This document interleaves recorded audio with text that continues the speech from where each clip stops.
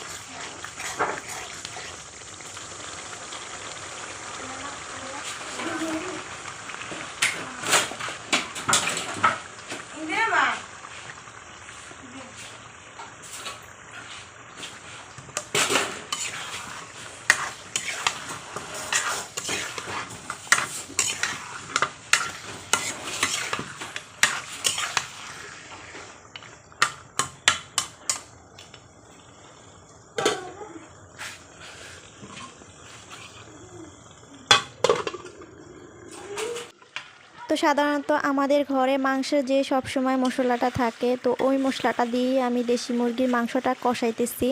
এর ভিতরে বাড়তি কোনো অন্য মশলা দিই না, শুধু বাটা মশলা আর গুঁড়া মশলা দিয়ে শুধু মাংসটা কষিয়েছি। আর যেহেতু চিমের বিচি দিব, তো চিমের বিচি একটু গলে গলে যায়, এজন্য তার সাথে দু একটা আলু ছোট ছোট করে কেটে দিয়েছি। আর আলুটা দিলে আমার কাছে একটু ভালো লাগে চিমের বিচির সাথে। চিমের বিচিটা যদিও গলে যায়, আলুটা একটু হলা হলা থাকে আর কি, খেতে ভালো লাগে। তো এই জন্য আমি চিমের বিচির সাথে দুইটা আলু ছোট ছোট টুকরো করে দিয়ে কেটে দিয়েছি। তো এই তো আলু আর চিমের বিচিগুলা দিয়ে মাংসটাকে আর একটু কষিয়ে তারপরে হচ্ছে গিয়ে আমি পানি দিয়ে দেবো।